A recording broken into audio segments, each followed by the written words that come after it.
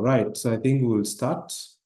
Welcome everyone. As I said before, my name is Dennis Okidi. I'm the Supply Chain Director at the USAID Strengthening Supply Chain Systems Activity that is implemented by Management Sciences for Health, MSH. In Uganda, I'll be your moderator for today. Today, we will be discussing an important topic on optimizing health supply chain performance through data-driven decision-making. Just to note that this is the third webinar in a series of webinars that the SSCS activity will be hosting on different aspects of the supply chain. The objectives of today's webinar are really two. One is to discuss the use of performance data to strengthen and improve health supply chain functions. And the other is really to share experiences of using data, technologies, learnings, and to strengthen the performance of the national health supply chain system. So in today's webinar, we are joined by 4 eminent speakers who will make remarks and 4 distinguished panelists who will be sharing their vast skills and experience of how data has been able to make their work more impactful. So really, our speakers for the day, as shown on the slide, Victoria Nachiganda, she's the Program Management Specialist for Health Commodities at USAID. We have Ms. Emily Nakazi, who is the Manager Business Relations at the National Information Technology Authority. We do have Dr. Martha Ajulong, who is the Acting Commissioner, Health Services at the Department of Pharmaceuticals and Natural Medicines at the Ministry of Health. We do have Dr. Eric Lugada, who is the Chief of Party for the USAID Strengthening Supply Chain Activity, known as SSCS. And then we have our panelists. Our first panelist will be Dr. Daniel Mawerere. He's the team leader at the Ministry of Health Quantification Procurement Planning Unit. We also have Dr. Joanita Namotebi Lwanyaga, who is the Project Director for the USAID Local Activity for Warehousing and Distribution at the Joint Medical Stores. We do have Dr. John Obicho, who is actually the Senior Supply Chain Advisor for the USAID Uganda Health Activity. And we have a perspective from the district, and that's Dr. Siraji Masai, who is the District Health Officer in the rural Sebei region of Kapchora district. So before we start, you're welcome everyone for joining. We really are going to give you some housekeeping remarks. For all the participants, I know that you already joined, but just note that you've been muted at entry into the webinar. And the webinar is being recorded and the recordings will be made available at the end of the session. As a participant, I'm sure you've noticed, you are not able to see other participants on the webinar. You'll only be able to interact and chat with your colleagues, but also with the panelists and speakers through the chat functionality. So make yourselves comfortable with the chat option of the Zoom platform that we are using so that you can comfortably interact with the speakers and the fellow attendees. Should you drop off the call, make sure you just go back to the registration confirmation and click to rejoin. You don't need to register again. And as you write your questions and comments, our team will be looking at it, and responses will be provided in real time in the chats by the panelists and speakers. But also at the end of the webinar, we do have about 15-20 minutes where we'll respond to your questions individually. So without further ado, allow me to introduce our speakers and first speaker and panelist for the day. That's Dr. Victoria Nachiganda, who I said is a program management specialist at USAID. She has over 17 years experience in pharmaceutical system strengthening. She has extensively supported commodity quantification, procurement, supply planning at national and site level. And she, in her previous role, has led technical assistance to the USAID, to the Uganda Ministry of Health and the national warehouses in similar functions and responsibilities. So, Victoria, you're most welcome to give your opening remarks. Thank you. Thank you, Dennis, and good afternoon, good morning, everybody.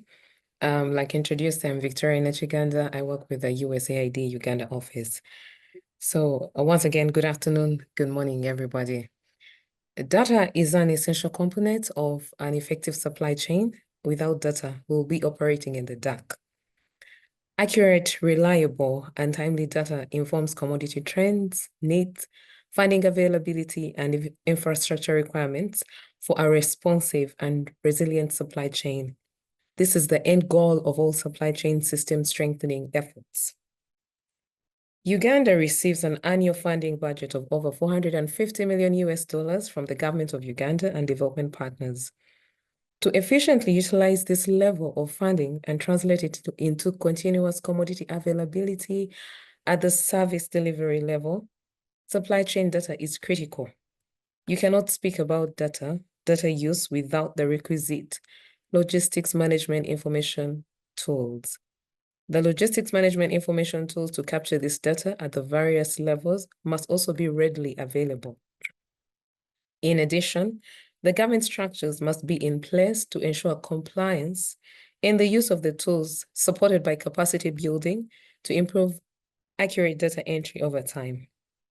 A critical component of USAID's 5-year strategy in Uganda focuses on strengthening the health system to support stronger governance within the health sector and advance human resources for health initiatives. With the era of digitization and e-systems, Uganda's supply chain system must fully embrace both to promote accurate data entry and use to improve its performance. Even with the limited commodity funding, the supply chain system faces several challenges, including wastage, expiries in the face of stockouts of life-saving commodities. As of July 2024, based on DHIS2 routine HMIS reporting, facility stockout rate stands at 40% of tracer medicines. This further emphasizes the need for accurate and reliable data and information at all levels of the supply chain to address these challenges. While we have made strides in the visibility and use of data at the central level, a lot more needs to be done at the subnational level, which is the last mile for the supply chain that delivers the commodities to the patients or the clients.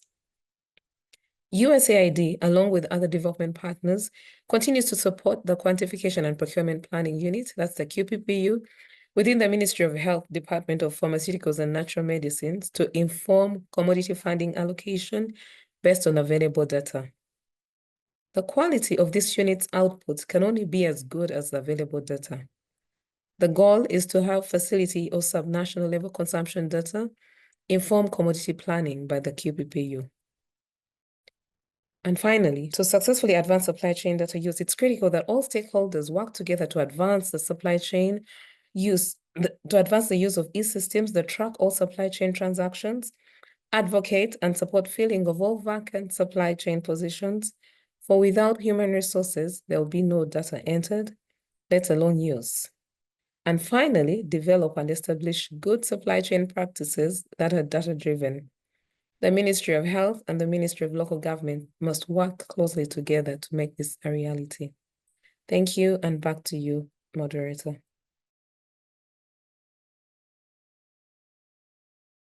Thank you very much, Victoria, for those remarks from USAID. As you said, USAID has provided really long-standing technical and financial support towards building data-driven, responsive, and resilient national health supply chain systems in Uganda. The supply chain data use gap, as you said, is still evident, but the strides that have been made are truly remarkable. At this point, allow me to welcome again all participants who have just joined. Please participate in the discussions through the chat box. You will be allowed to ask questions at the end of the webinar, but please go ahead and engage speakers, panelists through the chat box. Allow me to introduce our next speaker. Our next speaker is Emily Nakazi, who is the Manager of Business Relations at the National Information Technology Authority. Emily is an IT expert with over 10 years experience managing business relations with institutional leaders and leading service improvement initiatives for digital services. Emily is very passionate about change management in digital transformation, and as such, she holds certifications in change management and project management. Emily, you're welcome to give us your remarks. Thank you. Thank you very much, Dennis. I'm humbled to be here. Thank you for organizing this webinar. Good afternoon, good morning, and good evening, everybody. As introduced, my name is Emily Nakazi from the National IT Authority, and I'm here to share with you the enablers that we have put in place to see the actualization of data-driven decision-making so that it can support the improvement in supply chain performance. But before that, allow me to tell you a bit about the organization that I work for. The National IT Authority is an autonomous statutory body that was established under the NITA-U Act of 2009 to coordinate and regulate information technology services in Uganda. Our vision is to have lives transformed through delivery of e-services. And the mission is to create a technical and regulatory environment for delivery of reliable and secure e-services. Looking at the theme for our webinar today, which is optimization of health supply chain performance through data-driven decision-making, it aligns with some of our strategic focus areas.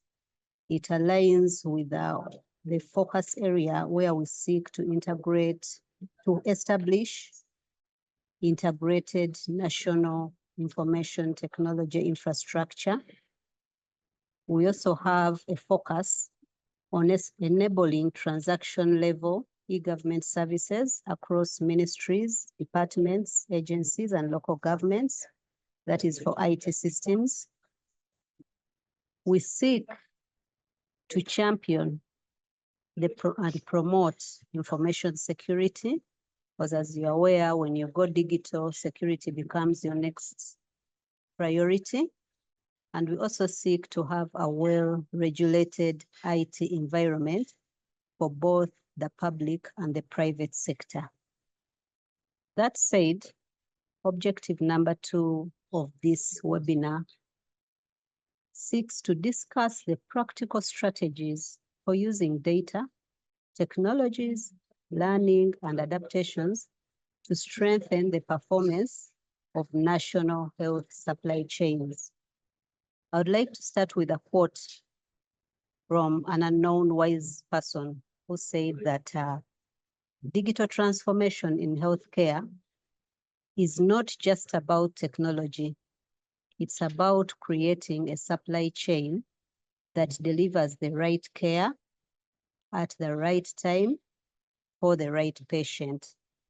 And what that basically means when you look again at our objective for this webinar is that when you talk about optimization and performance, I think your third keyword will definitely be digitalization. And at this point in time, I would like to share with you what has been put in place so far. This is not a new journey. This is a journey that is ongoing. And the government of Uganda, through the National IT Authority, has provided enabling IT infrastructure to support digitalization across government entities. I think majority of you have heard about the national backbone infrastructure, which has been laid across the country. Currently, we have over 1,500 sites connected across 57 districts in Uganda, and we are going to have more, as I'll share. Then we have also provided enabling laws, regulations, guidelines, and frameworks to support the secure use of IT infrastructure.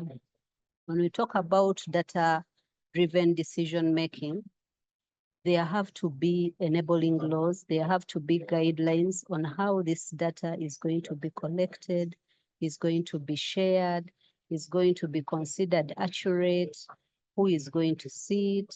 So a number of laws have been put in place, but most recently, the latest one is the data protection and the privacy law.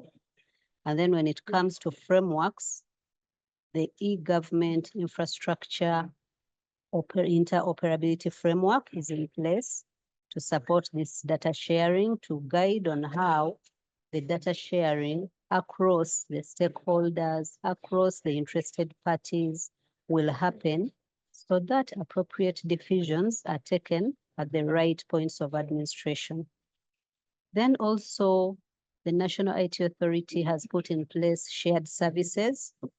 This is largely in some areas to leverage on economies of scale, and also to allow other government organizations and partners to focus on their core areas.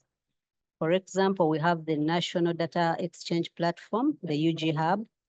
That one has been set up to facilitate data sharing across government entities. Currently, it has 142 entities on board, and we envisage that it will have more. Looking at the subject at hand, if we are to optimize, it doesn't necessarily mean that all the data will be in one place. It means that whoever is collecting data at their point of collection will collect it, but should be enabled to share it safely and securely with every other partner that needs to use the data. So that is what the UG Hub is all about. And where are we going? That said, we have two projects coming up. There's the Uganda Digital Acceleration Projects, codenamed UDAP, and the Phase 5 project. Both these projects are going to see the expansion of the NBI, the National Backbone Infrastructure, to get to the places that hadn't been reached before, to get to the unserved and selected places, but also under UDAP, we are going to increase digital data hosting and storage capacity to be able to host the e-services that are going to support the optimization of the supply chain performance. We shall also collaborate with Ministry of Health and partners in development of e-services so that we can implement the required integration for this optimization and data sharing to happen in the sector. So in a nutshell, what we are saying is the timeliness of this webinar cannot be underscored, because honestly, without data sharing, without optimization, without data-driven decisions, we will have nothing. So I will conclude by quoting the words of Edward Deming, who said that without data, you are just another person with an opinion. I thank you. Over to you, Dennis. Thank you very much, Emily, for those remarks. Clearly, NITAU is a key partner in the data use journey, and reliable internet that has been provided to more than 600 facilities in the last 3 years is truly a step forward in the right direction for ensuring data is available to make decisions.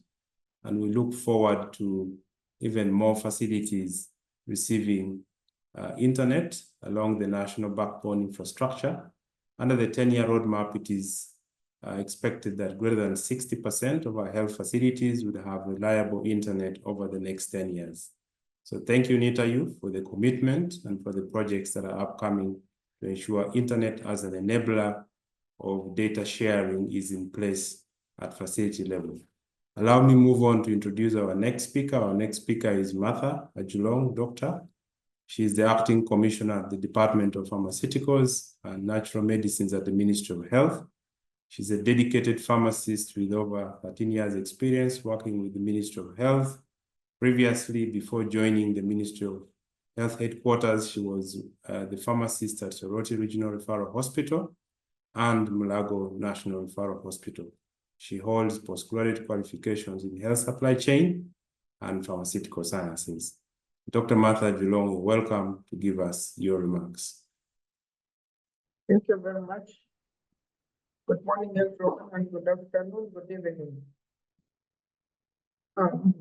As Dennis has already introduced me, I work with the Ministry of Health, and I'm called Dr. Martha Grace Aguilar.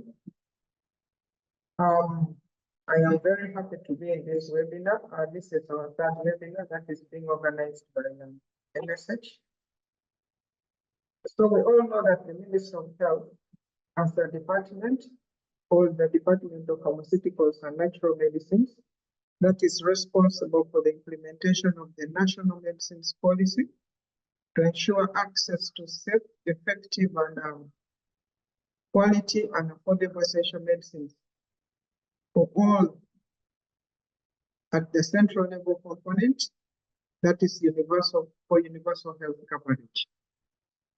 We are also looking at having effective supply chains and pharmaceutical service systems that are data-driven and used at the central piece in the achievements of the sustained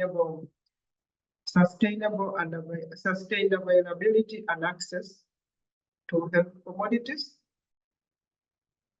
The Ministry of Health also is in collaboration with the partners and that has provided us strengthened use of health supply chain digital platforms to use data that is available for decision making. And in that, we have had over 1,500 facilities provided with hardware for the health supply chain use. And we have had over 1,900 health facilities capacitated in order to use and report on commodities digitally. So all these facilities are using are connected to the National Data Warehouse, and they provide us with these reports. We are able to view these reports at the national level. So we have, at the national level, we have the National Supply Chain Repository. This was formerly called the Pharmaceutical Information Portal. So now it is called our National Data Warehouse. And it has been developed and integrated into the National Data Warehouse that I have already mentioned. So you find that this national and subnational supply chain dashboards have been developed to provide information access for all stakeholders for decision making. And this national and subnational data dashboards can be accessed. We have the line online. This data can be accessed online. The dashboards can be viewed online. And this data drives integration, quantification, and procurement planning. And now we are strongly feeding this information for resource mobilization. And this is being done. It is one of the components that we have in the 10-year health supply chain roadmap. Resource mobilization, and it has to be data-driven. If we do not have data, as Emily has already spoken, we cannot be able to get more resources to procure more commodities. So using the available data at the Ministry of Health, we are able to conduct analytics, and we have established the status of accountability for the commodities. So the analytics have indicated that the 2,774 health facilities collectively did not account for commodities valued at over 87 billion Uganda shillings.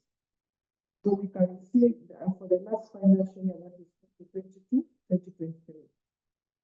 So the digitalization that we have achieved at the moment has helped us to provide us with this information. And this was from across 117 health facilities across 4 commodity categories. That is family planning, antiretrovirals, HIV test kits, and malaria commodities. And if we are able to expand to all the commodities, then we can see how this the digitalization has helped us. So the Ministry of Health now intends to scale up data-driven accountability efforts to optimize effective use of the limited resources for the health commodity analysis. And this has also opened an eye-opener to the Ministry of Health that if we do not utilize this data frequently, we shall not be able to notice all this. So we are always able to utilize this data on a monthly basis through the regional health.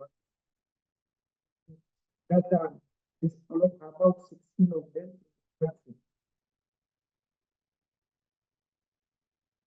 With this, very much, I want to say thank you.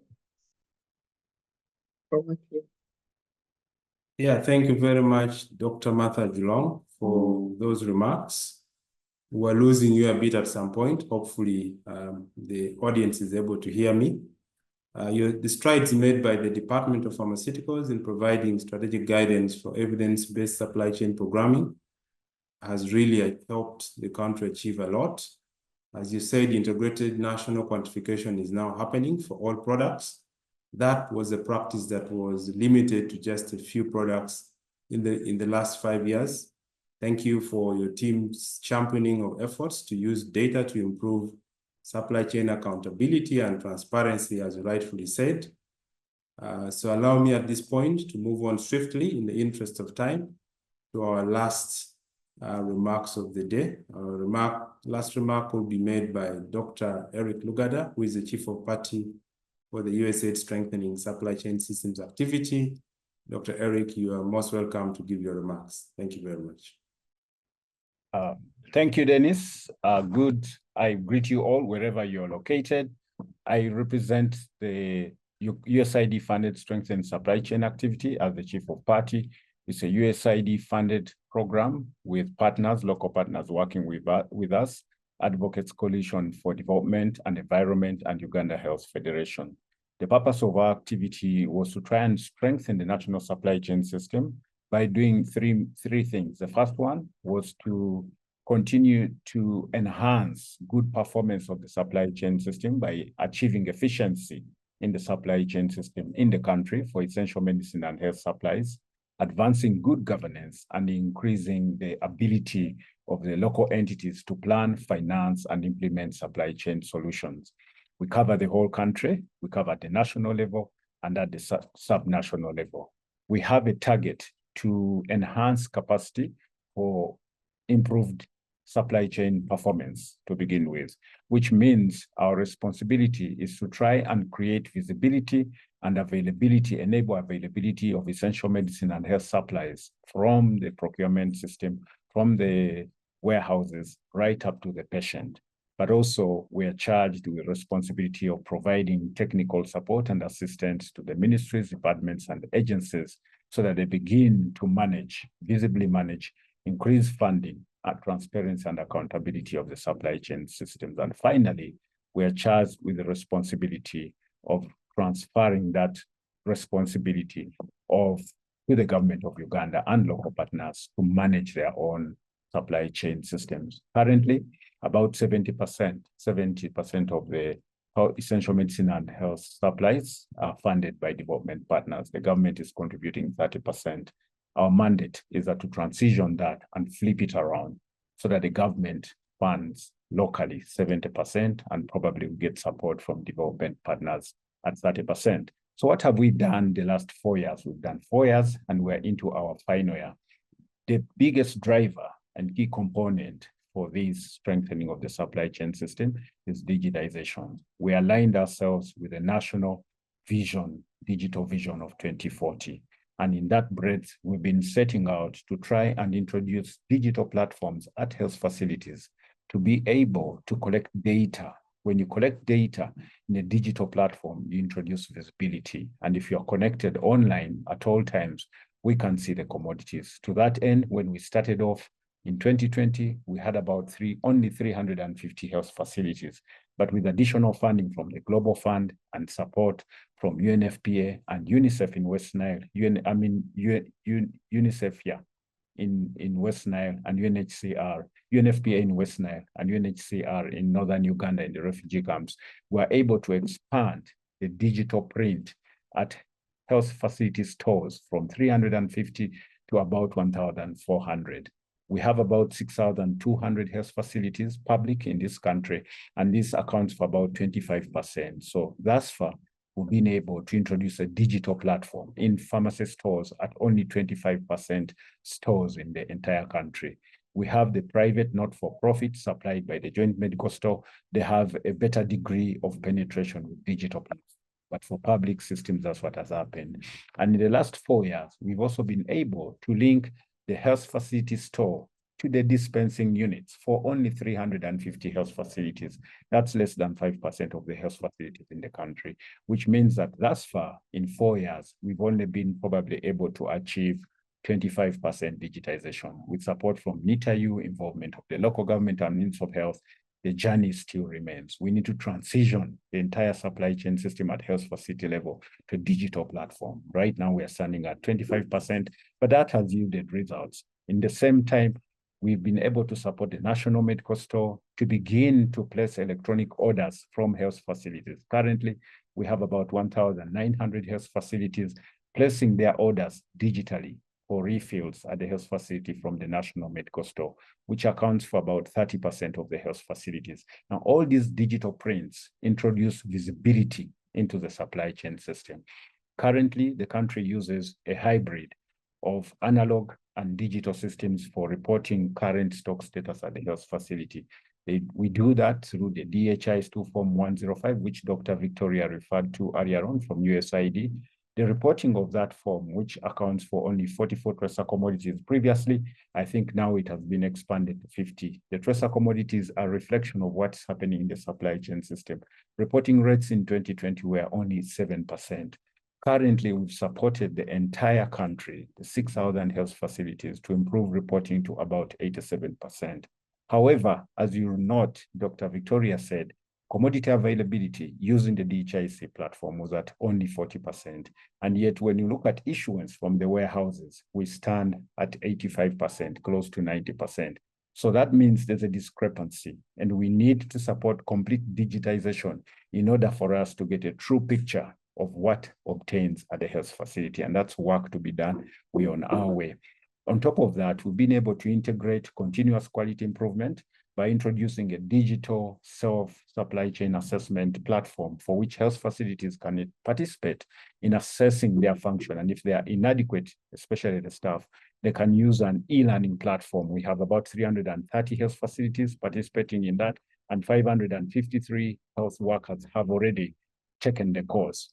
What have we achieved in the last 4 years? We've been able to hand over a national health data warehouse, which includes supply chain. We are currently supporting the integrated medical record system, which the government is pushing, so that supply chain electronic medical record systems do not stand alone, but are integrated with the clinical data, with the laboratory data, and the performance data. And currently, we have commodity-specific dashboards. We can be viewed online. We have stock status reports, which are referred to by Dr. Ajurong, both at the health facility and at the warehouses. And these data are being used to plan for quantification and procurement of the country and also resupplies. We are able to track expiries because of this digital transformation and visibility we have so far introduced in the supply chain system, and we have enhanced and improved quantification of this country. We are yet to improve commodity planning and redistribution of commodities because we don't have complete view of the commodities within the supply chain system, with only 25% health facilities covered with a digital platform. We cannot be able to use the early warning alert system, and also we have not yet fully established the end-to-end visibility, but we are on our way. At 25% or 23% digitization, there's still work to be done, and we hope in the next near future, USAID and other development partners will continue to support this country to fully digitize the entire supply chain system to achieve 100% percent performance. But now we're going to hear from the partners and stakeholders along the supply chain system, the warehouses, the health facilities, to what extent they have benefited from the digital platforms we've supported to establish, and how are they finding this data and using it to implement their services. Thank you, and welcome to this webinar. Thank you. Thank you very much, Dr. Eric, for the remarks. Globally, MSH works shoulder to shoulder with countries and communities to improve the health of the world's poorest and most vulnerable. And our core focus as MSH is building strong, resilient health systems, including supply chain systems. And we've had the privilege to actually do this in Uganda. Thank you for outlining the evidence-based approaches that we've been able to implement to ensure that data is put at the hands of key stakeholders through the Ministry of Health, to make sure that the overall functionality of the health supply chain system in Uganda is boosted. I see a hand from Cha Ahmed. Cha Ahmed, you'll be given an opportunity to actually make any submissions at the end. Feel free to use the chat function so that your comments can be immediately in real time responded to. Direct your question or comment to actually the panelists that you would want to respond to your questions. At this time, we are now going to the actual meat of the webinar.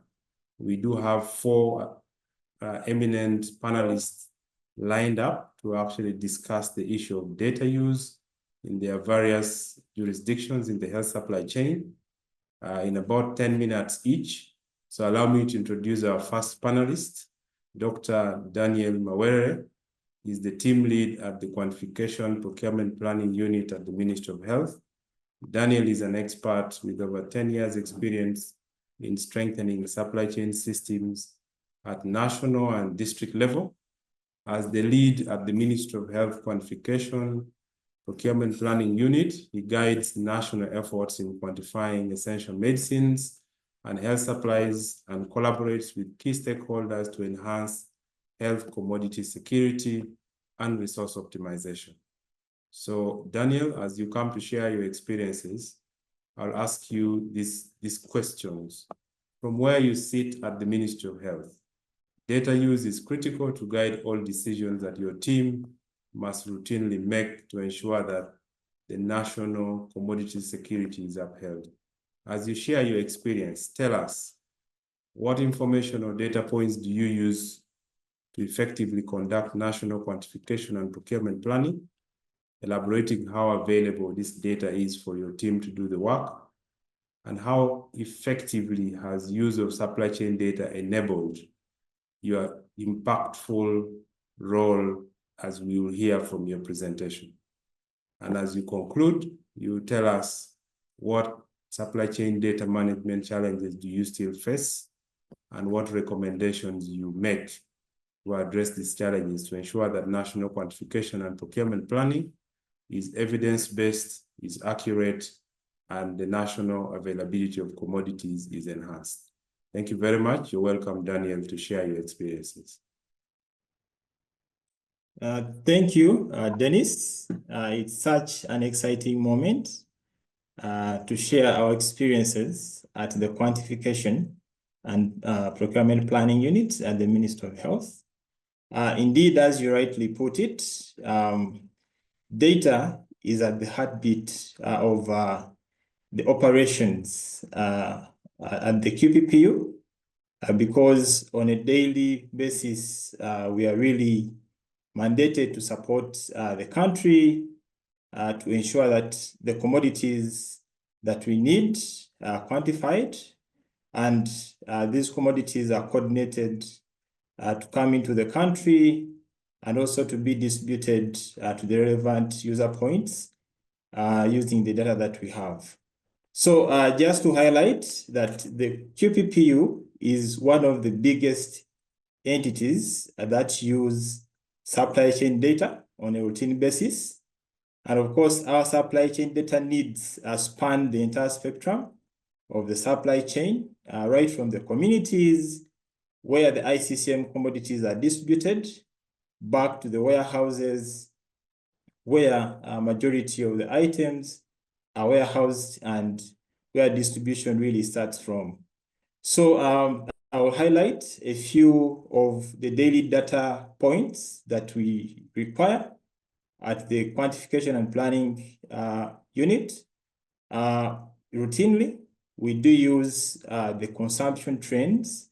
And of course, these consumption trends do usually give us an indication of which commodities the country requires more or is utilizing more. It also gives us an indication of whether the facilities are adhering to most of the guidance that is issued out right from the Ministry of Health. So consumption data is a key data input into our quantification process. And usually this data is received through various sources. We have the electronic logistics management information systems that we have, that MSH and the stakeholders have supported rollout across the health facilities in the country. But also we have the upcoming electronic medical records, which are really comprehensive. They're also a key source of this information. DHIS2 is a key component where we get this information from. But of course, as you rightly said at the end, we shall be highlighting some of the challenges that we have with the information which is coming through and how we can better it. Secondly, allow me indicate that mobility trends is another key input into the quantification process. So ideally, we're able to use the prevalence, the incidences of diseases from the various programs for us to be able to project the pattern of commodity requirements for the country. And of course, some of this information comes through the DHIS2 as the facilities report on a monthly basis, quarterly basis, biannual basis. But at the same time, for advanced programs like the HIV program, they're able to really run modelings and projections, what we commonly call the spectrum projections, for them to be able to tell us how the disease patterns are going to play or projected to play out for the next few years as a country. So this data is also a key input into the quantification exercise that we conduct. But looking at the other stakeholders that we do engage and deal with, and looking at other commodity categories that we do quantify for, population demographics, especially from the census, for example, the recently completed census, it really informs how we quantify the commodities, because for some commodity categories like family planning, for vaccines, for blood, really using the population demographics plays out and is a key input into the overall commodity need for such commodity categories. So on the upper side, we do require information that we get from procurement service agents to do with pipeline information, to do with lead times, but also information from the donors, looking at the funds available for us to be able to inform the funding landscape of the country. So we are at a time when there is heightened appetite for data use, but also the ability and the practice to use data as a country is on the rise. So it's such an exciting moment. So the QPPU has really been able to use this data from the vast sources to inform the commodity needs for the country. As you rightly put it at the start, until financial 2023-2024, the country had never really conducted an integrated quantification for health commodities. So using the data from the various data sources, the QPPU team was able to successfully conduct the first ever integrated quantification for the country. And what does this exactly mean? That the country was able to know the realistic and more accurate commodity requirement for essential medicines and health supplies. It was such a great milestone for the country because we had never had such a figure before, and the projections that really were being used were kind of not comprehensive enough. So how did we go about it?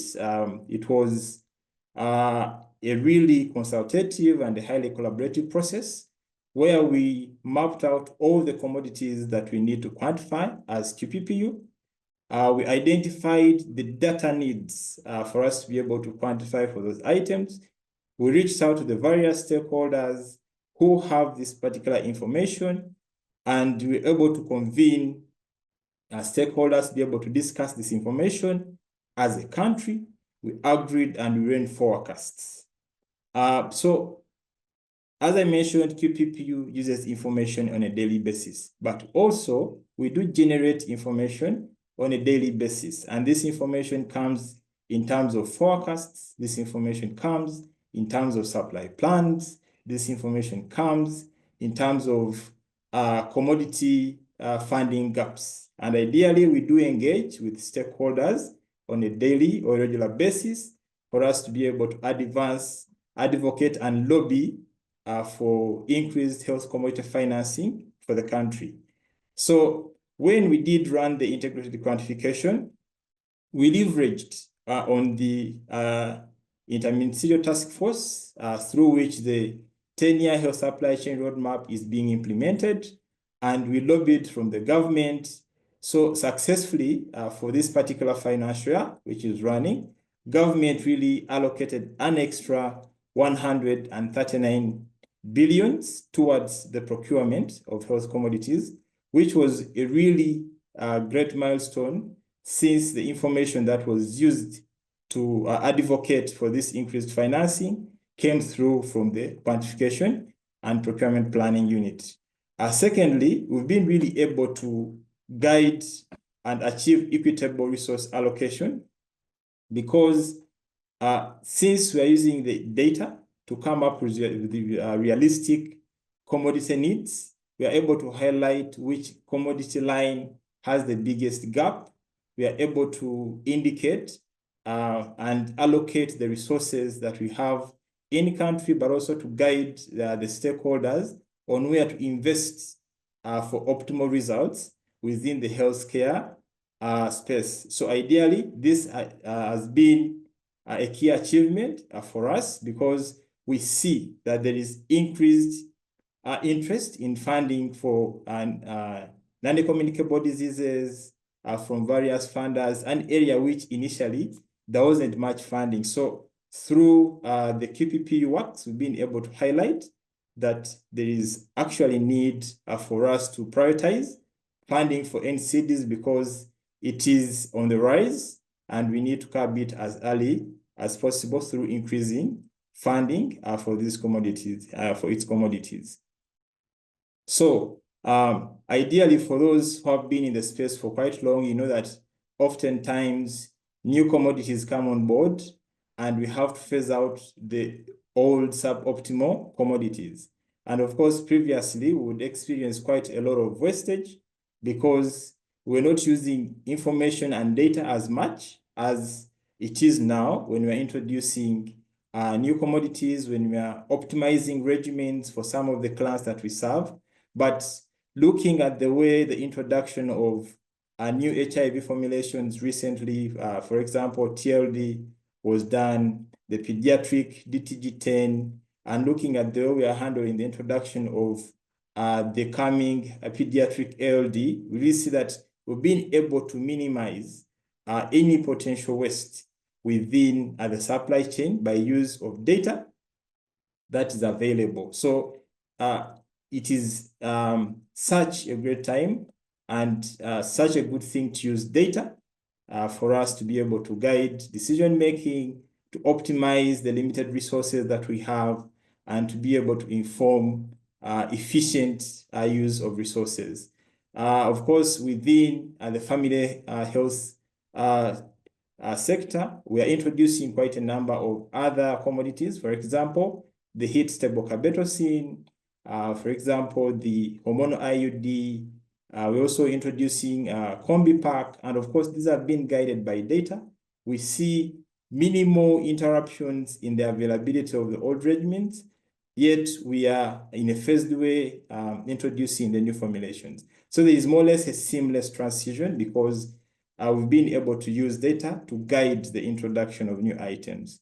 But the other point to note, ideally, the availability of data has given us quite a huge leverage. We can run quite a number of scenarios and predictive approaches for us to be able to determine the most appropriate scenario for commodities used, for example, for public health emergencies, because previously we didn't have much information, now much data, now we have it.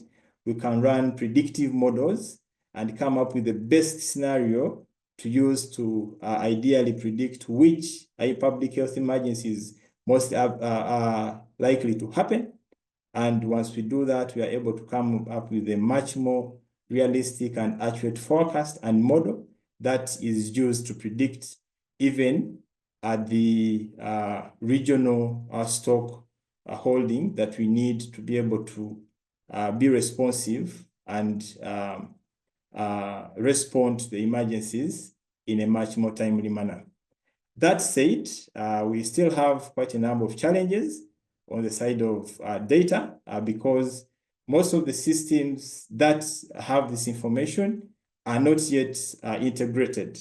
We have the EMRs which are coming on board, not yet fully integrated with the existing ELMIS systems, not yet integrated with the warehouse ERPs, the enterprise resource planning systems. So ideally, you more or less work in a closed space, and data analysis usually takes quite some time to happen because of the systems not being integrated. It also limits visibility. So what we are really calling for is if we can accelerate the integration and the interoperability of these particular systems through use of the National Health Data Warehouse, it is a much better approach that we can use, and we can have this information available to us and other key stakeholders that need it in a timely way. We also note that over time, the quality of the consumption information which comes through from the user points, because of the manual systems that are being used, the limited human resource, and such challenges, the quality is not very reliable. We pray that we scale up the effective use of the electronic management information systems, the EMRs. This will have very real-time information for us as the QPPU team, and it will better the experience of data use. And of course, we see that our commodity funding is at about 50%.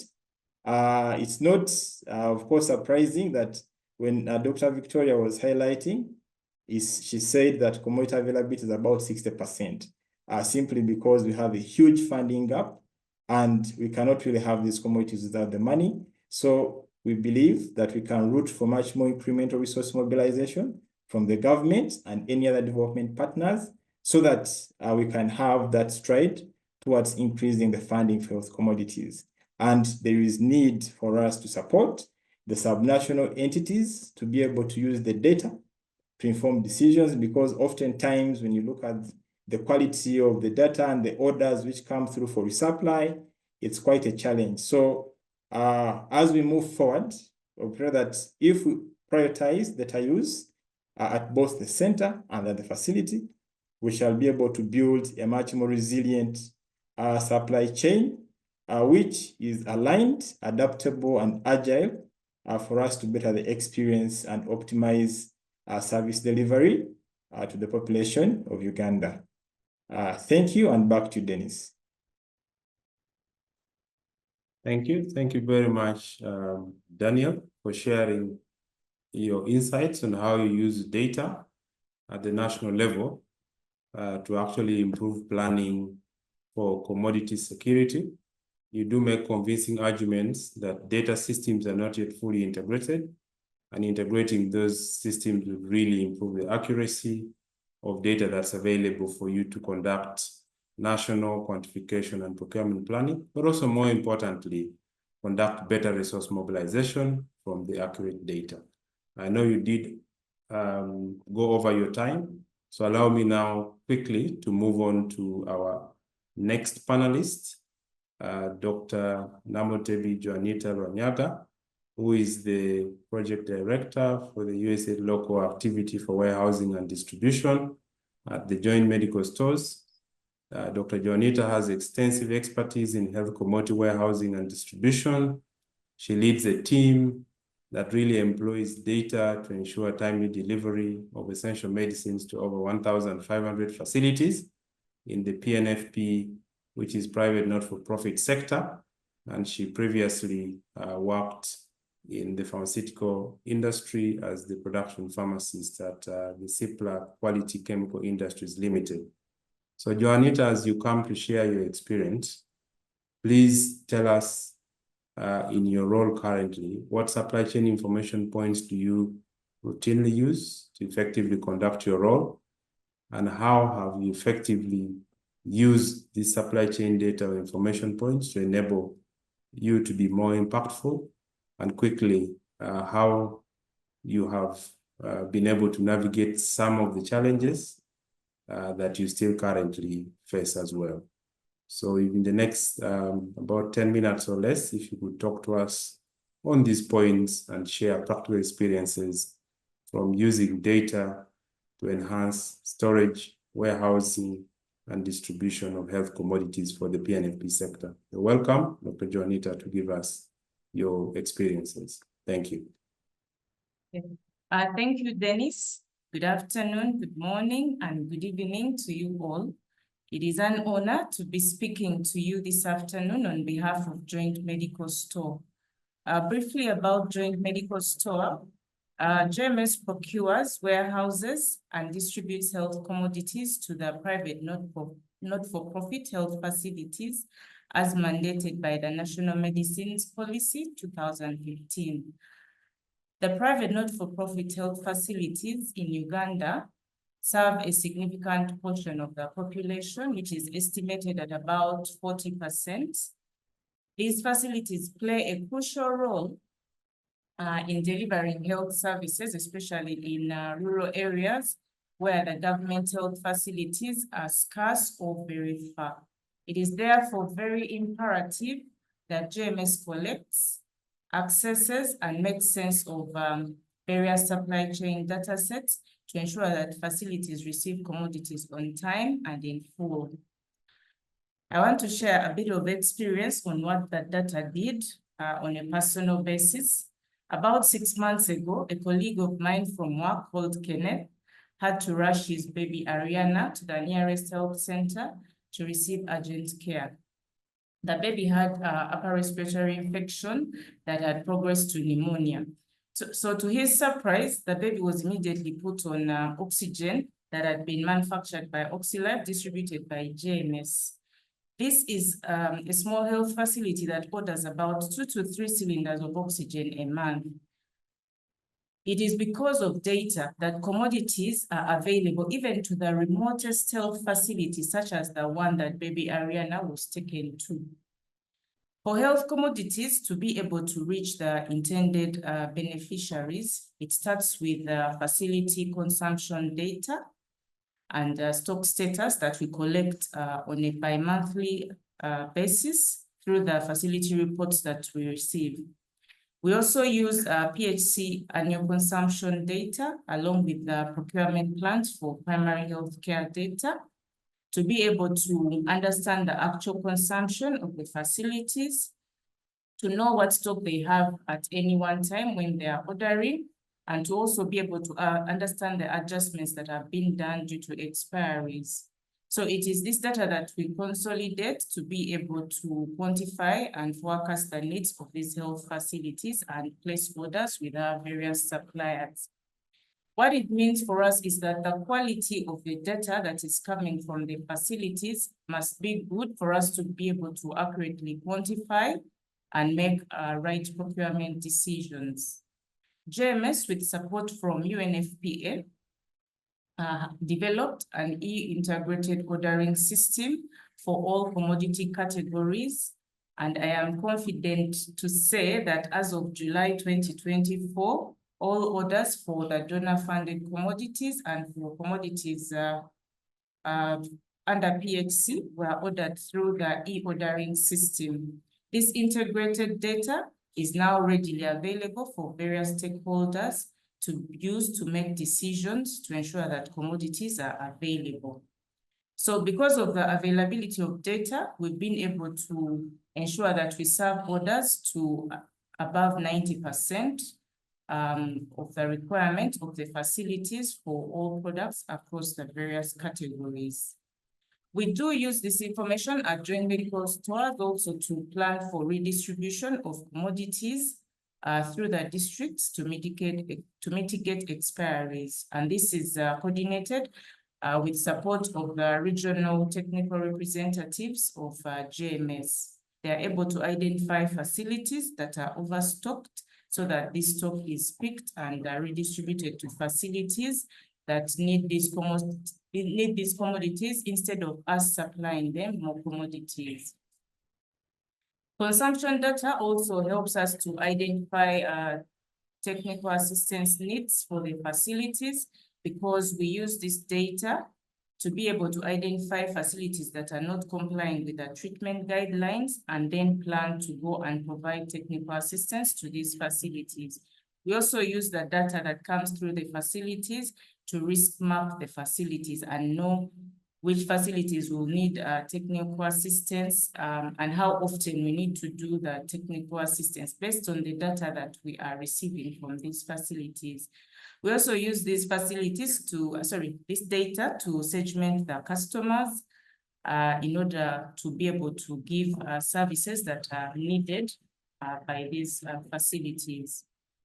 Moving on to the next level of data requirement, we do have data that we share with the Ministry of Health, and that is the stock status data at the central warehouse. This data is also shared with the procurement agencies on a weekly, monthly, and bi-monthly basis for them to be able to either fast track or delay shipments depending on the status in the country. This data also informs our rationing factor to enable equitable distribution across the zones. If we realize that the warehouse is not adequately stocked and the next shipment is probably in 3 months, we do ration the commodities to ensure that all the zones are equitably supplied, such that not one zone is receiving more of an item and another one receiving less. So this information, we use it to ration commodities to facilities. We also use the supply plan data for space planning at the warehouse. We look at the volumes that are expected from the different procurement agencies, and looking at the sources where these commodities are coming from, we are able to know that, let's say, 1,000 TLDs fit on a pallet.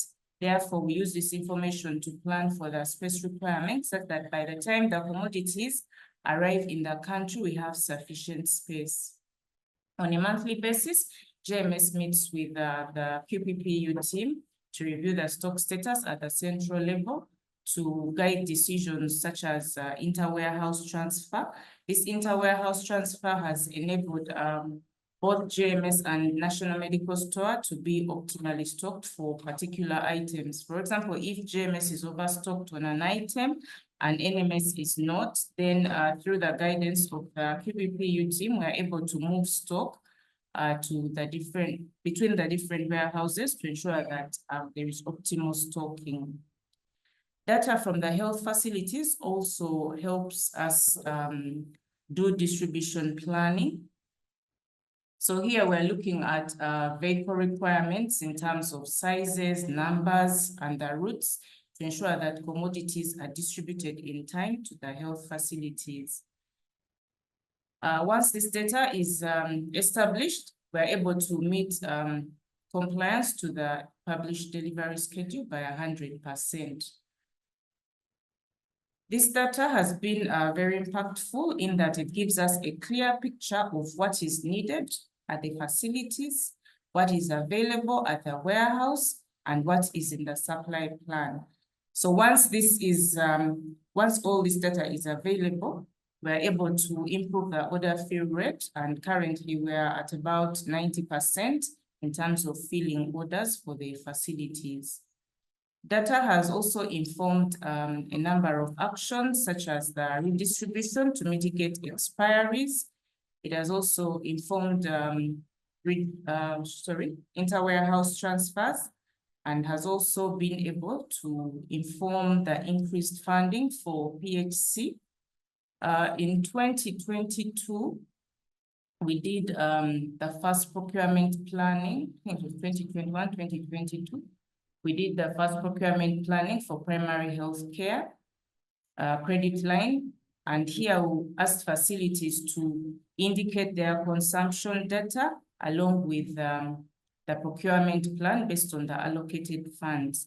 So using this data, we were able to identify the PHC funding gap in the PNFP sector.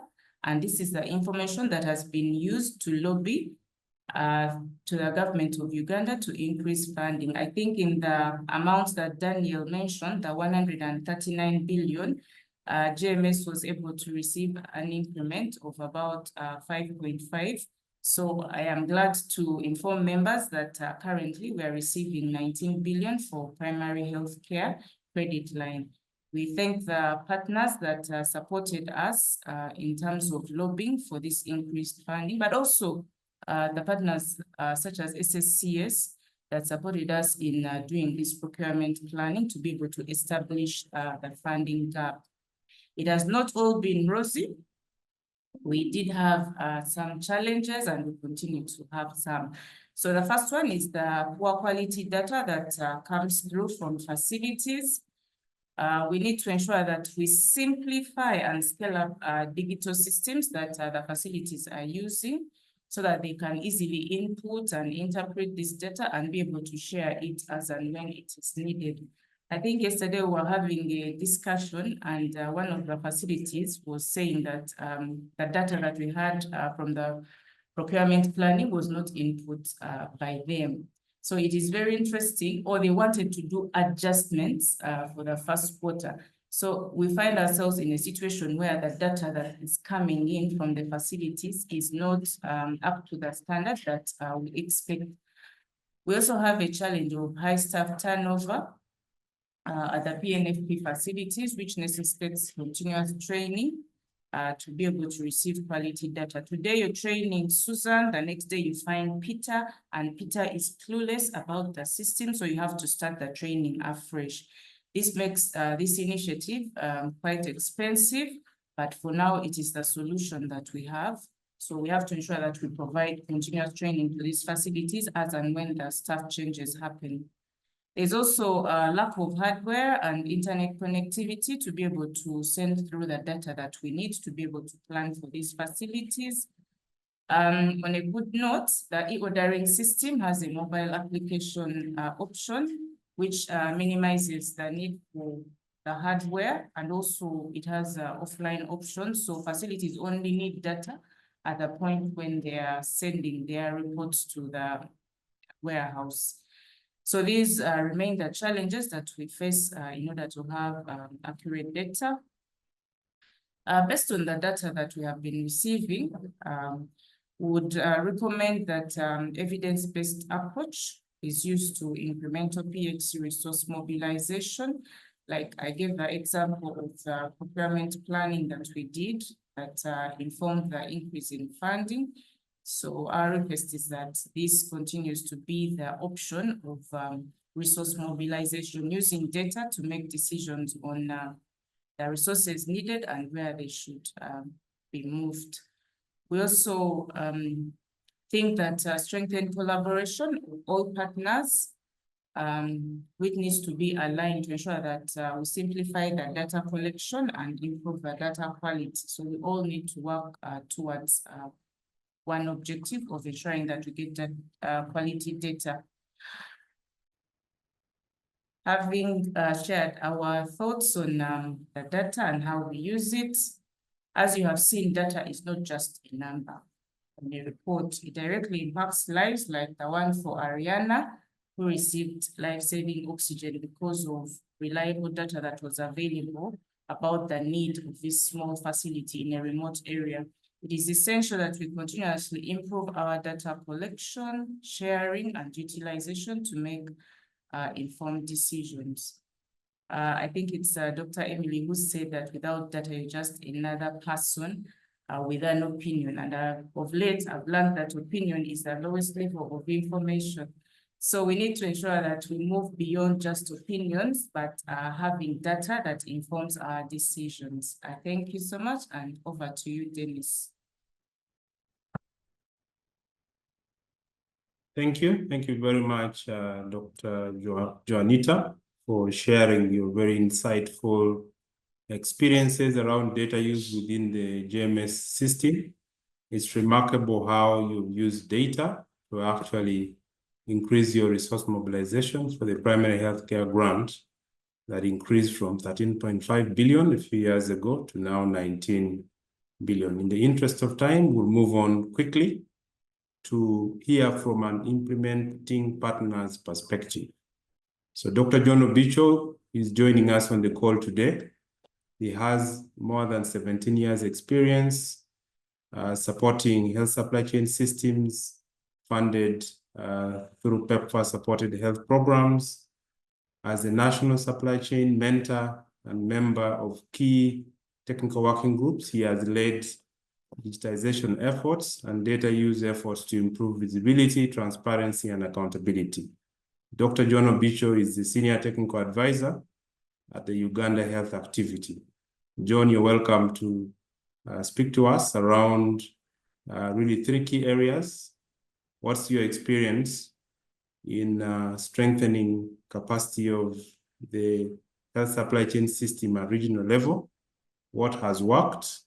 And what are the challenges that still remain for you to move the supply chain level to a higher maturity level? So let's welcome John to share with us his experiences around using data as a partner to actually transform and strengthen the capacity of supply chain systems at subnational level. Over to you, John. Thank you so much, Dennis.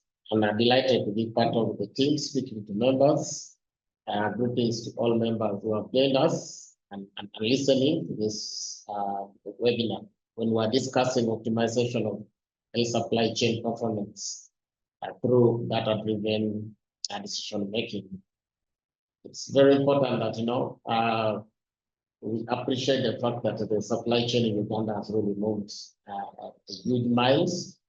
I think for us who joined here 10 years, 15 years ago, we actually running papers. I remember I used to facilitate the DHTs to run with the paperwork from the Kungiri district up to NMS deliver orders. But now the digitization process has really improved this. So basically, at a regional level, the most important thing we look at is commodity security.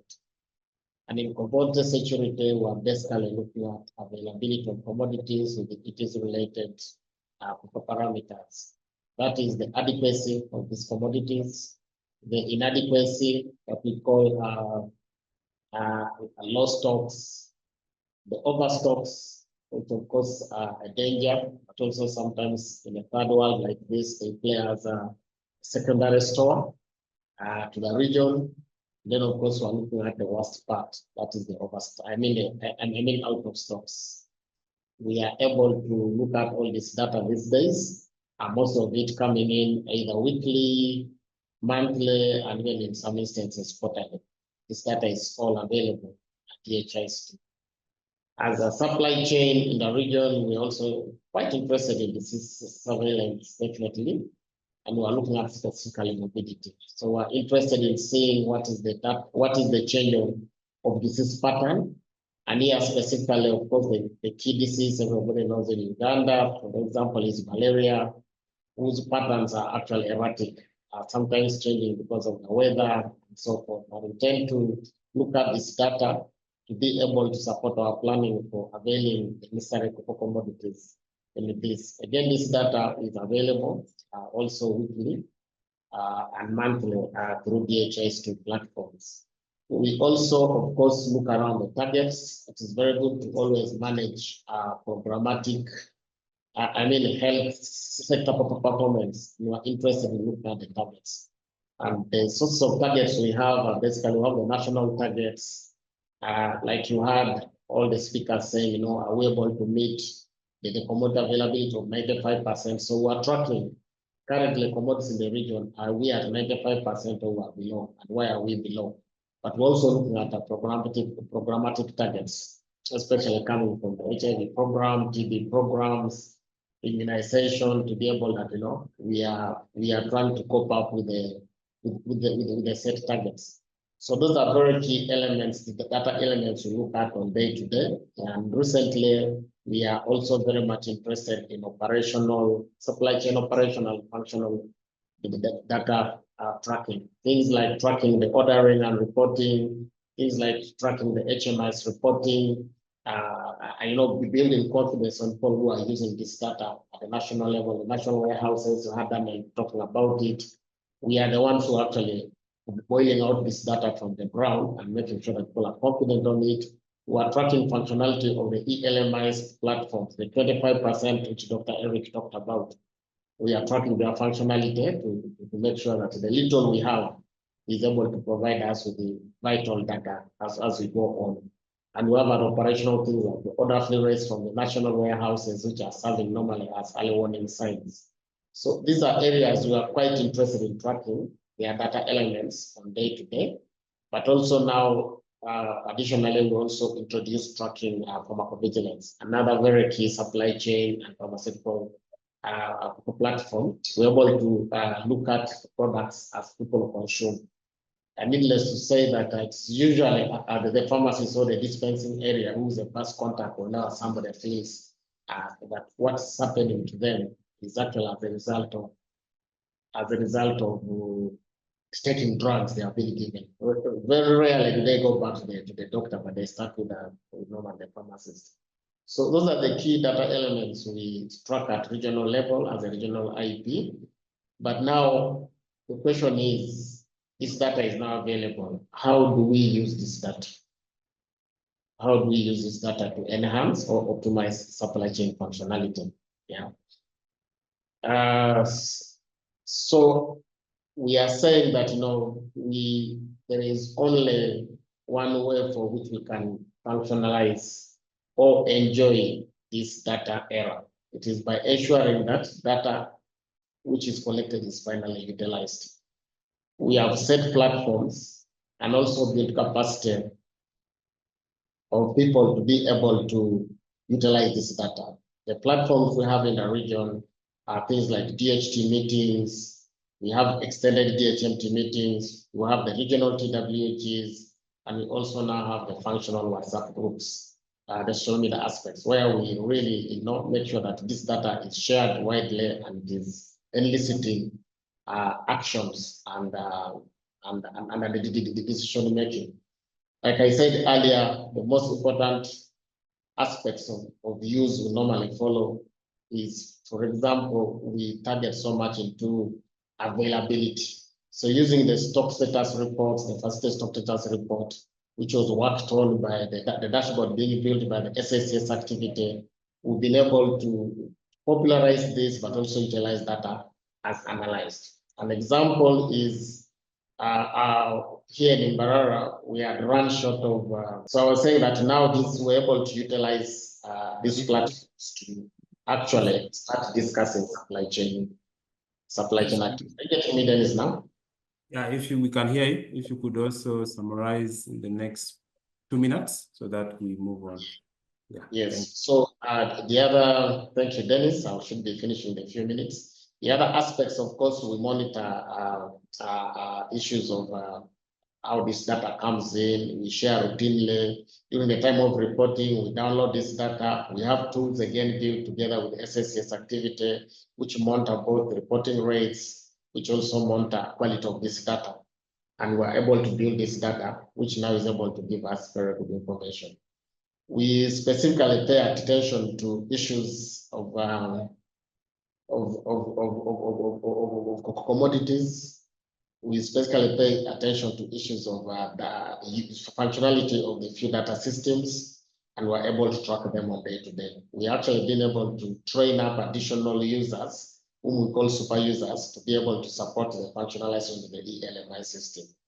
Of course, needless to say, we also have challenges in the process as we are working on this. Some of them are now invented challenges, others have been inherent. And for me, I think the biggest challenge we have as a supply chain right now at a regional and district level is the lack of leadership and governance being able to articulate supply chain issues as early as possible daily.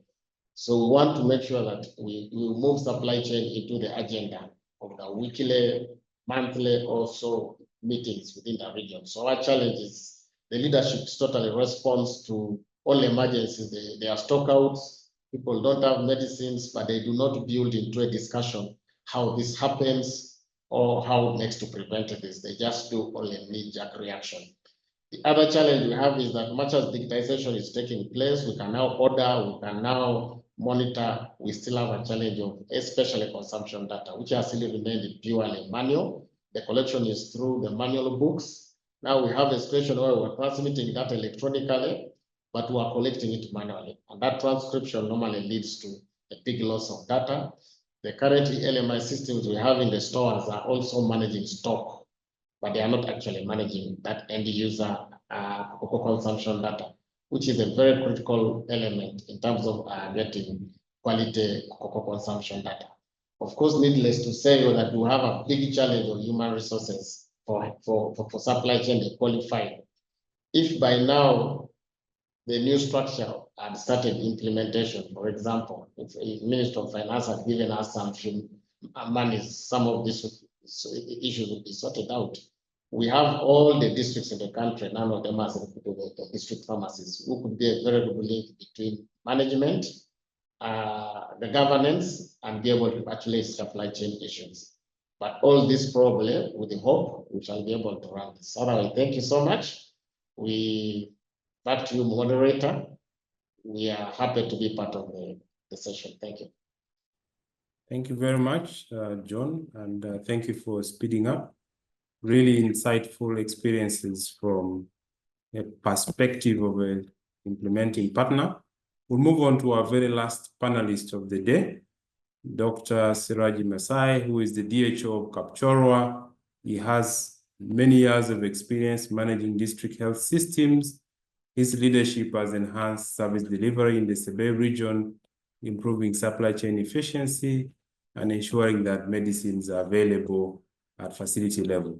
He also serves on the board of the Mbale Regional Referral Hospital as the representative of DHOs in the region. So Dr. Masai, please go ahead and share with us your experiences in using data to manage your district health supply chain systems to ensure that commodities are available to the patients that need them, but also highlight some of the challenges that still persist at district level in health supply chain management. Over to you, Dr. Masai. Yeah, thank you, Dennis and Tim. Good evening. Kapchorwa is full. Yes, those are my names, Dr. Siraji Masai. I'm the DHO here in Kapchorwa. The issues of supply chain is, to me, takes the front leg because it informs any decision that we make in the health sector. You can't plan without having data.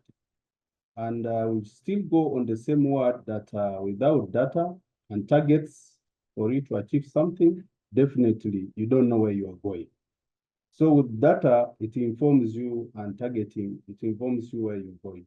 So as a district, My district currently has a projection of 133,900 people that we take care of. And of course, with the different disease burdens, and still having here pneumonia is quite high because of the coldness, weather.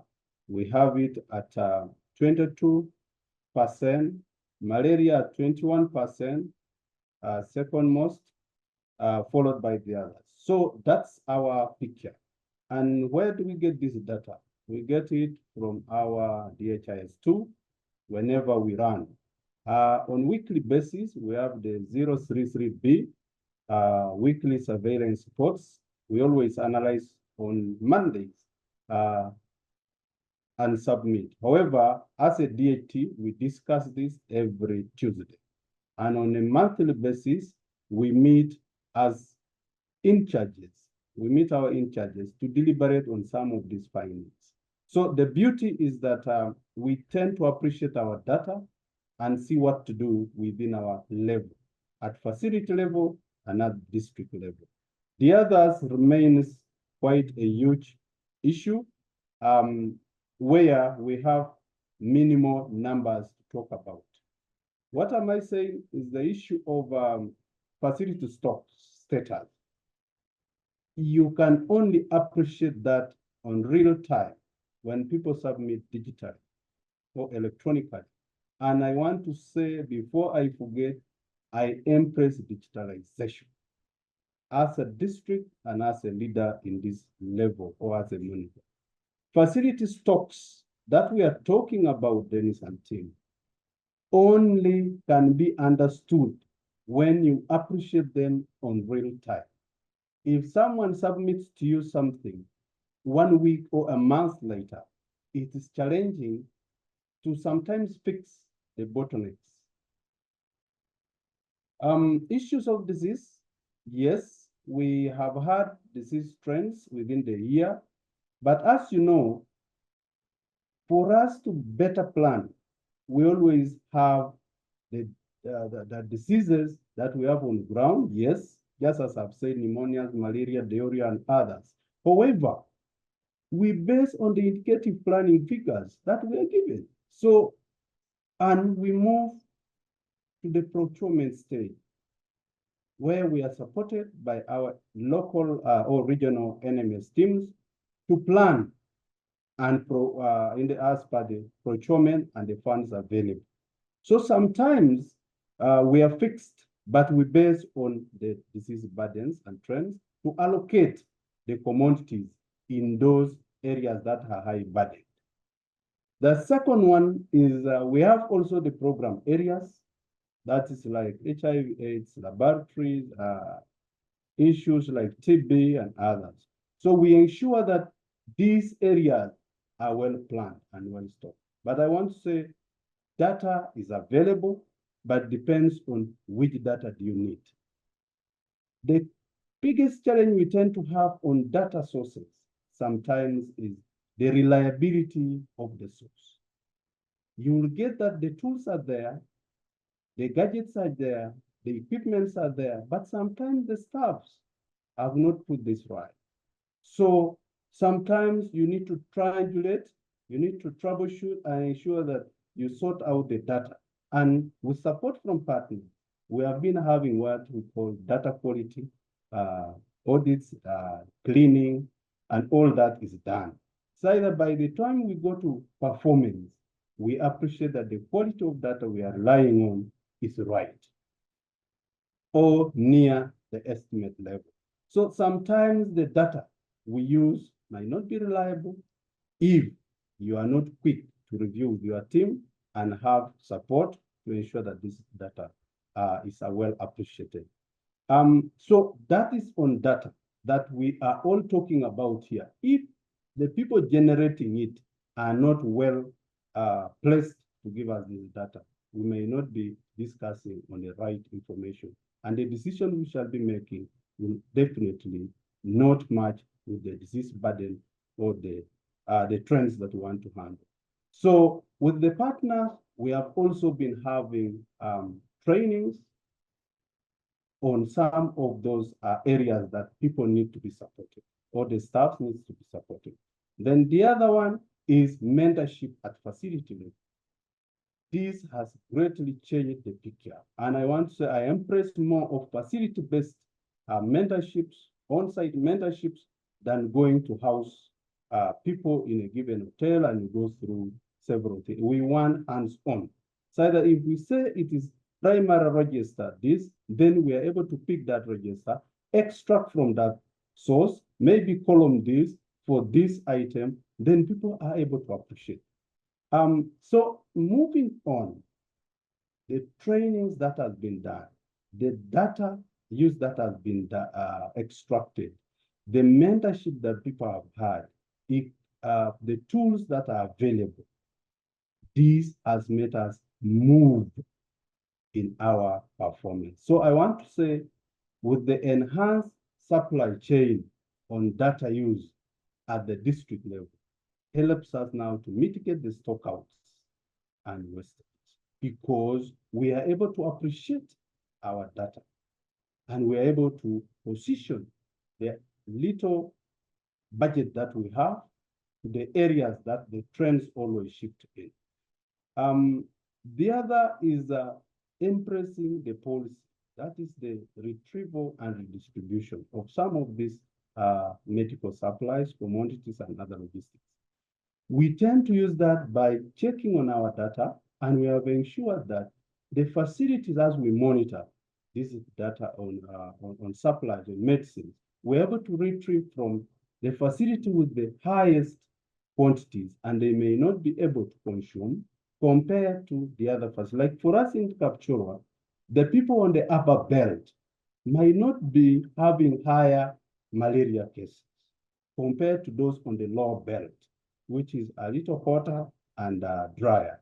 So, but the people on the lower belt might not be in need of amoxicillin so much, hydrocortisone and others.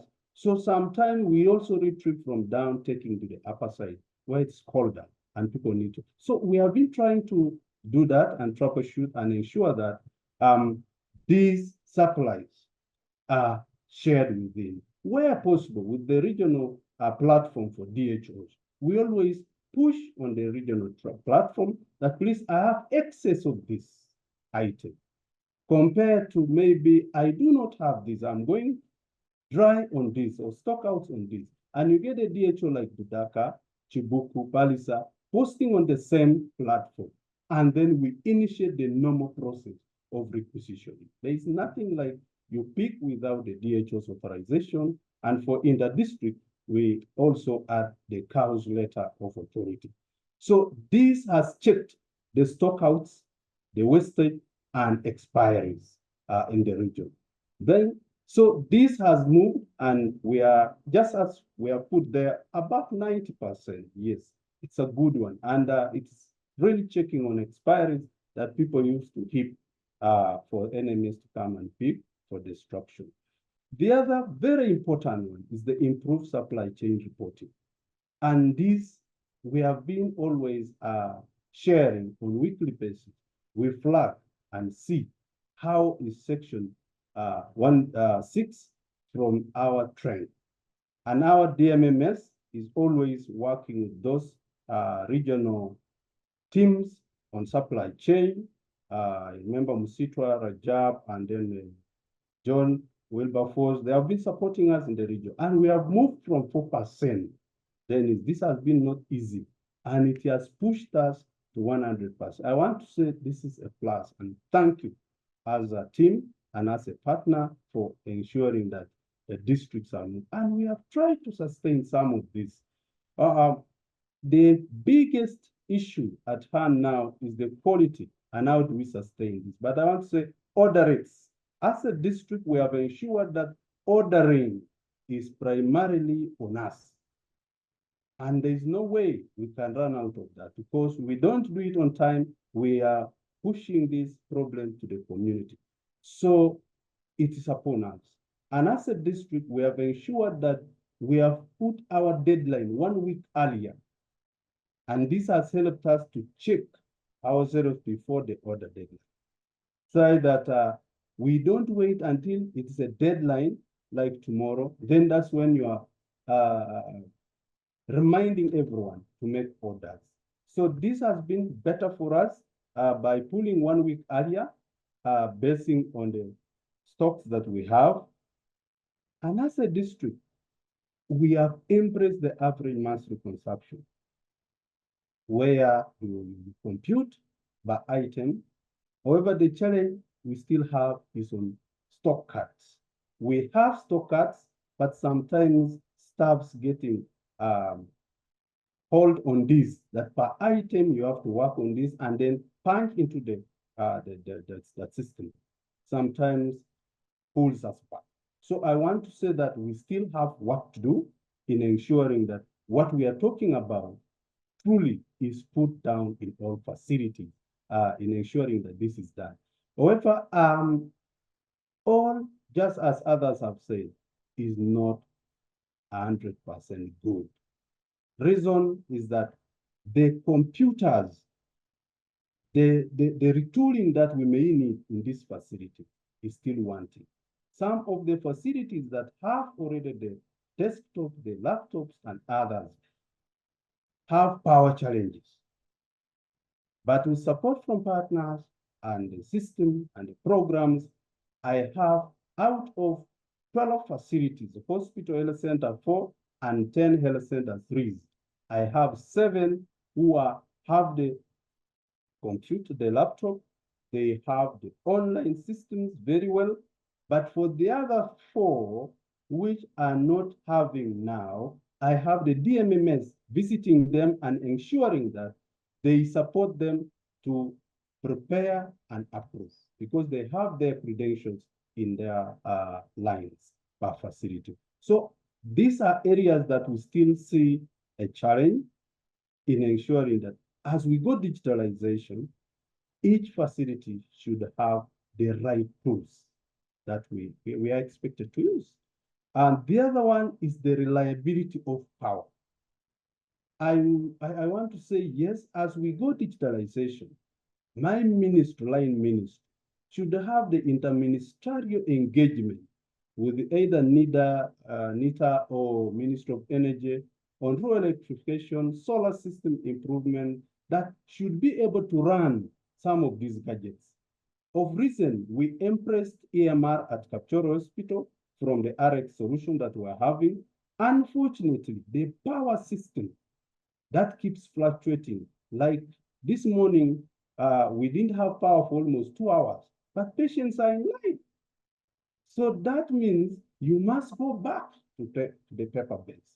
So this is the where we still have challenge in embracing the digitalization. So you tell staff, we must go EMR, we must go digitalization. Electronic medical record system now in Kapchoro should be embraced. Yes, it is true, but power is not there. What do we do?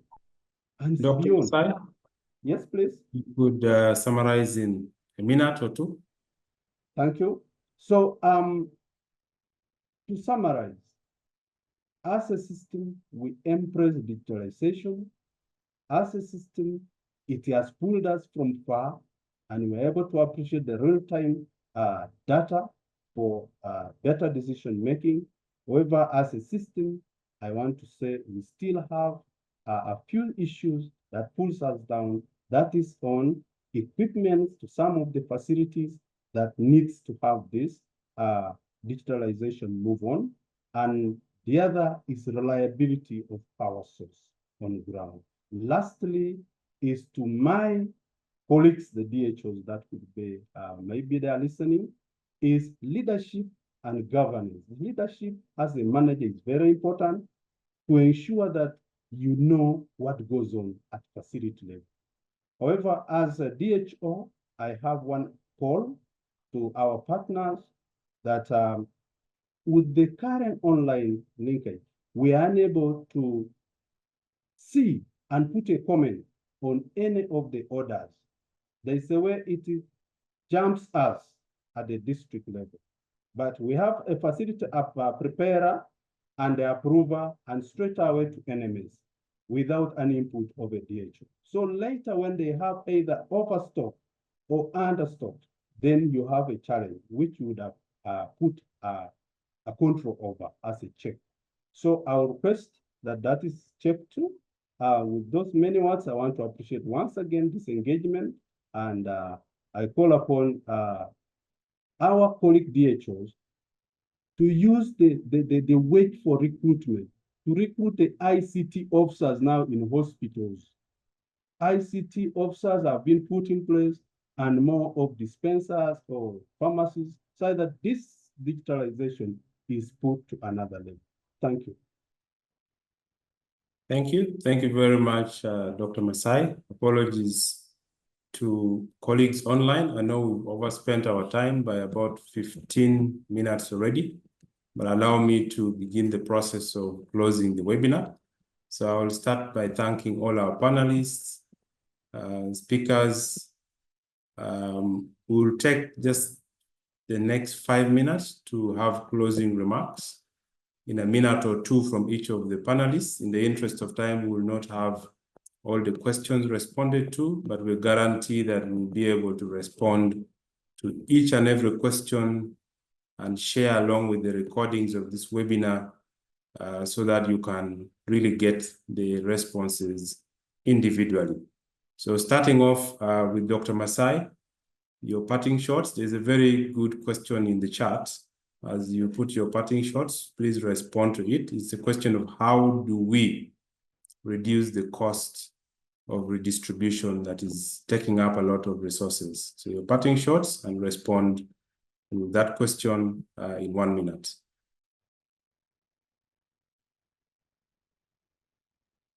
Yes, thank you, Dennis. Just as I said, we need to monitor the retrieval and redistribution process by knowing our disease burdens, disease strengths, and utilizing the data proper in planning and ordering. Secondly, is checking on our average monthly consumptions that we keep monitoring and we know what you want to place in the next cycle. Otherwise, if you make it routine, you get more stocks or under stocks. Thank you. Thank you very much. So we'll move on to Dr. Martha, if you can give us your parting shots. There was a question in the chat also, really asking that there are currently very many systems, RX Solution, Signalytic, Clinic Master, eAfia. And the question is, they're inquiring if government plans to integrate these systems into one unified platform that performs all necessary functions. What strategies are being put in place to eliminate hard copy reporting tools? Over to you, Dr. Martha. Thank you very much. That's a very good question. Yes, we are in the process of integrating all the systems, and we already some of them have been integrated. Like we're integrating eAfia with Clinic Master, with all the EMRs, and now we are moving to integrate it with RX Solutions. Why? Because we want to achieve the interoperability of the system. We cannot eliminate them at the moment, just like that, because we are prone to losing the data that was already available. So we are aiming at interoperability so that these systems can talk to each other and we are able to get the data. So that one is being done. We are moving, we're still a long way to go to eliminate papers. As you can know that we have what we call the interministerial task force. That we have the ministries, departments, and agencies. And we have the NITAU for Internet, Minister of Information. And then we have Minister of Finance, Minister of Public Service, which is supposed to help us to recruit more staff. So we still have a long way because we still have to recruit more supply chain staffs before we start saying we are going to go paperless. Thank you. Thank you very much, Martha. So move on to Emily from the National Information Technology Authority. Your parting shot was a comment in the chat from Joshua, your colleague, saying that there are plans to increase coverage to over 1,200 facilities, but go ahead and give your parting shots. Okay, thank you so much, Dennis, and thank you so much, our audience for today. You've been a wonderful audience and shared very many good insights.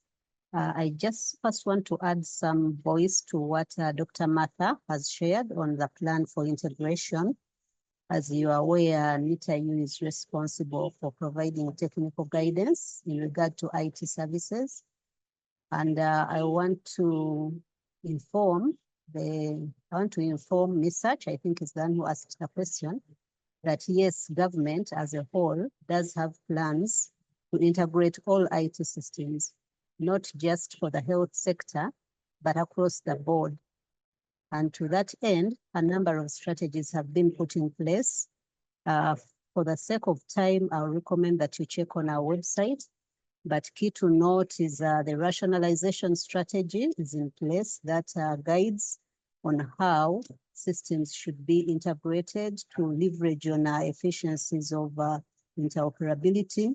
There's the e-government interoperability framework. That one is meant to guide MDAs on how to integrate systems. And then cybersecurity guidelines have been put in place because when you interoperate, a lot of security risks come up, but the guidelines are in place. But also, lastly, the National Data Exchange Platform, UG Hub, has been put in place to also facilitate data exchange, secure and reliable data exchange across the government entities.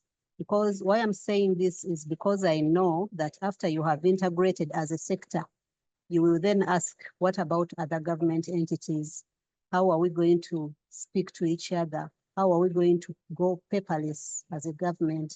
So it's the role of NITAU to provide guidance on how to achieve an electronic government. Going back to Dennis, my parting shots, I want to share that under the extensions to the unserved and underserved regions in the country, from our two projects, UDAP and Phase 5, we are going to extend 2,900 sites with connectivity. But the beauty is 600 of those sites are health facilities. So I request that we continue with this collaboration so that we move in a harmonized manner and support each other to go paperless. I thank you. Good evening. Thank you very much. Emily, we'll move on to the parting shots from Dr. Victoria Nachiganda. Over to you, Victoria. All right, thank you very much. Sorry, I'm unable to have the video on. So, like the saying goes that it takes a village to raise a child. I think to really realize this, it will take an interministerial approach. The Ministry of Health cannot do this alone. So we cannot overemphasize the need to have all the ministries on board. We've made traction at the central level, but we need to also see that at the sub-national level, that the Ministry of Local Government, ICT, Energy is also involved in this whole digitization that will also be a tool to drive data use. I thank everybody for attending the webinar, and back to you, Dennis. Thank you very much, Dr. Victoria Nachiganda. We'll move on to Dr. Daniel Mawerere. Your parting shots, there was a specific question around, was cancer included in your quantification that you did describe? What was the criteria for allocation of these products that are relatively high value? So as you make your parting shots, you could respond to that question as well. Thank you. Thank you, Dennis and team. Just to highlight that supply chain does not work in isolation.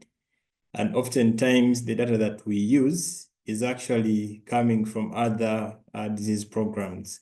So the recommendation is that we continue to engage the programs to ensure that whatever we do as supply chain, we are able to facilitate service delivery for the population as a whole. So going back to the question, currently medicines used in cancer are not classified as essential medicines and health supplies in Uganda. So they were not initially included in the phase 1 of the integrated quantification, but we do continue to engage the Uganda Cancer Institute that they come on board even if the items are not regarded as essential, for us to have that final comprehensive picture as a country. So Dennis, I implore each and every one to do continue to engage the programs that we can work together to ensure that we have that closeness in working together to better the experience of data use as a whole. Back to Dennis. Thank you. I pass on to Dr. Juanita Namutebi. Your parting shots. Thank you, Dennis. On the side of JMS, first of all, we thank you for this opportunity and remind members that as we reflect on the data that we use in shaping the healthcare, logistics, and decision-making, let us remember that it is a responsibility. We need to ensure that we use the data because it affects lives. As JMS, we are committed to ensuring that we share data and also use it to make decisions that improve health outcomes. Thank you. Thank you very much, Dr. Juanita. We'll move on to Dr. John Obicho. Your parting shots. There was a specific question saying, from your experience, what is the one core thing concerning workforce at the subnational level that you need to pursue to strengthen the national health supply chain system? Over to you, Dr. John Obicho, to respond and make your conclusion. Thank you. Thanks once again. I just want to thank everybody for participating. For that question, I don't respond on chat. The most one core thing we need to do right now, especially in terms of supporting digitization, is improving just the work environment of these people. A lot has gone in, their salary enhancement is on, but now the biggest challenge is the work environment. We still have people spending their personal monies to access data, to be able to utilize the systems. We still have people using their own money to do some simple repairs or updates of the system when they are doing. So improving their work environment to me is the one thing which can actually ensure that we don't go. And as my parting shots, we want to thank everybody, regional level. We observe that the country has really moved a huge steps, generally in all aspects of supply chain, along that chain, specifically in data.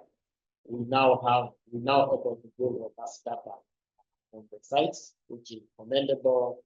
The above sites users are beginning to appreciate it, and we're the ones who build it. However, funding is going down. We are now a health system company. We need to work with the government health workers, like Dr. Masai was going to demonstrate, to be able to accept this, pick this up as part of their programming, their day-to-day activity, because it serves them equally best as well when the data they are generating is of good quality. And I know it improves both micro and macro planning for the country. I think that's my parting shots as we continue working on encouraging also now that we have the DHO here to be able to advocate for the supply chain professionals to be recruited in the districts. Just because when you look at the few sites where the supply chain professionals are there, you really feel the touch of the professional. They are managing a bigger budget, we are second HR and the health facilities. So we need qualified people for this. Thank you so much. Thank you. Thank you very much, Dr. John Obicho. We'll move on to our last parting shot. That's Dr. Eric Lugada.